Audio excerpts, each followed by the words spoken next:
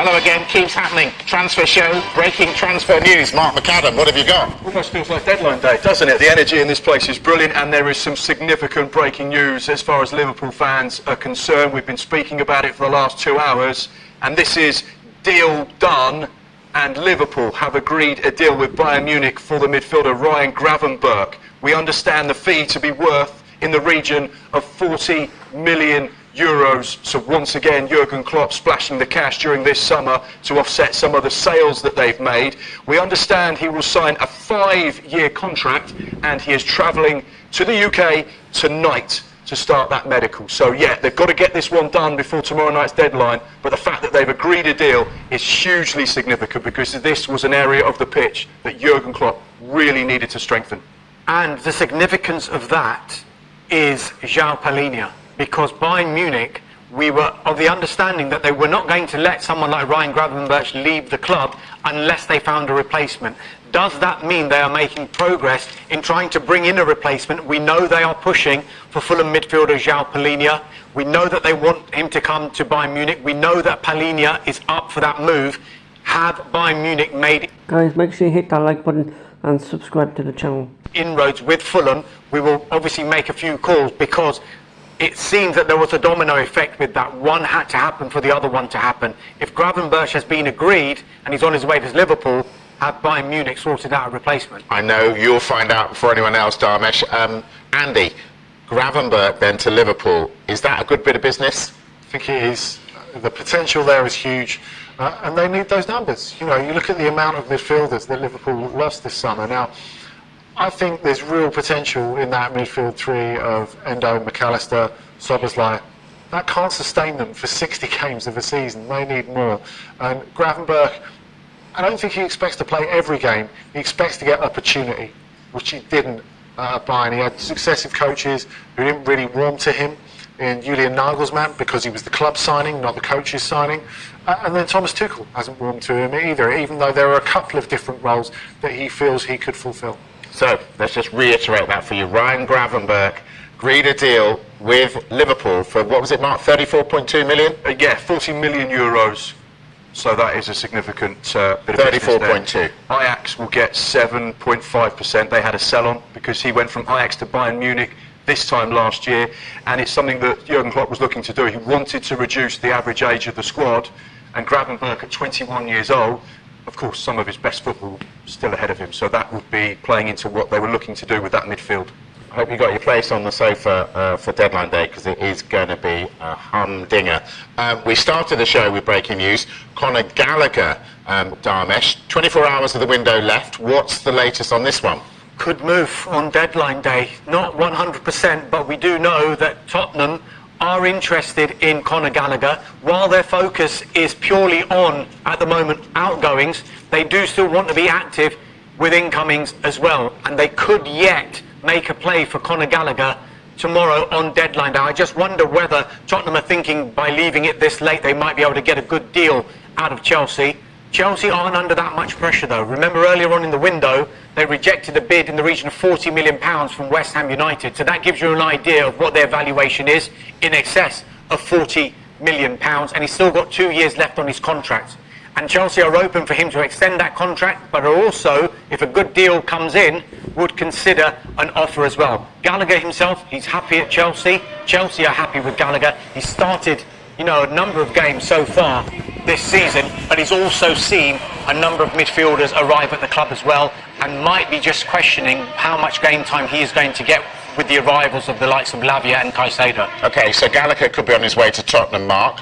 Is Brennan Johnson on his way to Tottenham? And Postecoglou will be certainly hoping so. We know, as things stand, that Spurs are holding further talks with Nottingham Forest over a potential deal for the 22-year-old who signed a 4-year contract last year. He's still got 3 years left to run at the City Ground. He has been described to us as Tottenham's top target in their decision to try and sign some new forwards, not as replacements to Harry Kane, but of course they want to add some firepower to that Tottenham Hotspur attack, and Brennan Johnson is right at the top of the list. We know that Brentford had an offer of £30 million rejected earlier on this summer for the player, whose value seems to keep going up and up and up.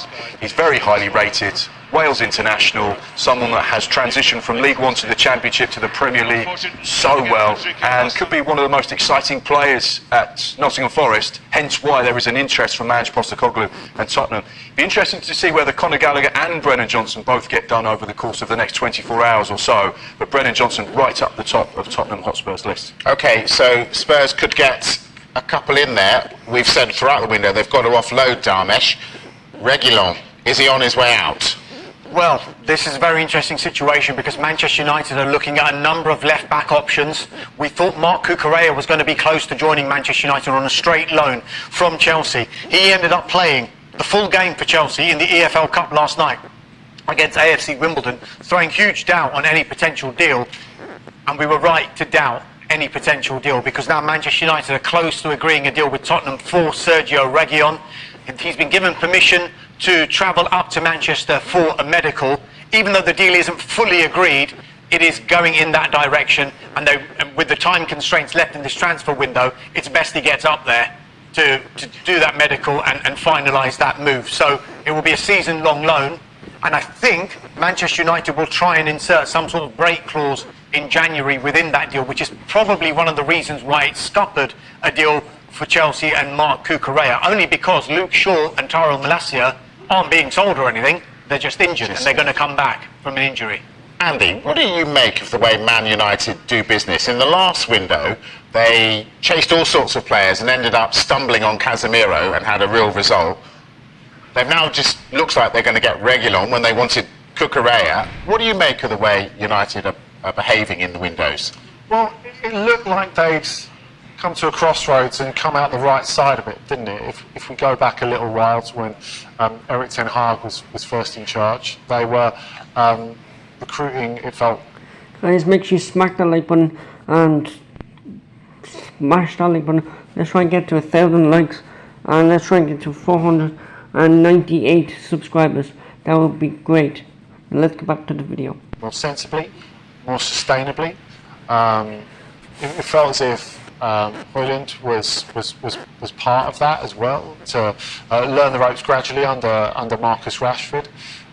But of course the takeover thing is hanging over at the same time. So we don't really know what the direction of the club is. So that's a huge problem. But I do have sympathy for a situation like this left-back one. You know, where you've got two players who, as Darmesh says, they're not out in any way on Shaw or Malacia, but they need to find someone of requisite quality that they're not lumbered with for a long time.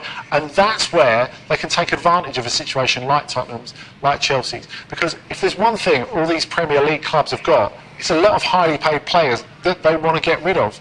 And this is the point of the transfer window where you start to feel those compromises. So by all means, let's have issues with certain aspects of Manchester United's transfer business. I think this is probably the best deal they could get for this particular situation at this point in time. And Manchester United didn't go into this transfer window wanting to bring in one, maybe two players going into deadline day. That was never the plan. They brought all the players that they wanted to do. The primary targets in Højlund and Mason Mount and Andre Onana. This is out of circumstance now because Mason Mount is injured and, you know, Erik ten Hag has probably seen a few areas in midfield where he needs to remedy, and the left-back area, its injury has caused him to go back into the market and hence go in a short-term deal, which is not ideal, but needs must at the moment for United. And if a club like Chelsea and Tottenham, like you say, have got players that they do need to offload. Alright guys, that is it for today's video. If you haven't already, please smash that like button and subscribe. I will be doing a video later on. Make sure you subscribe, share and like. I'll see you guys all at 5 o'clock.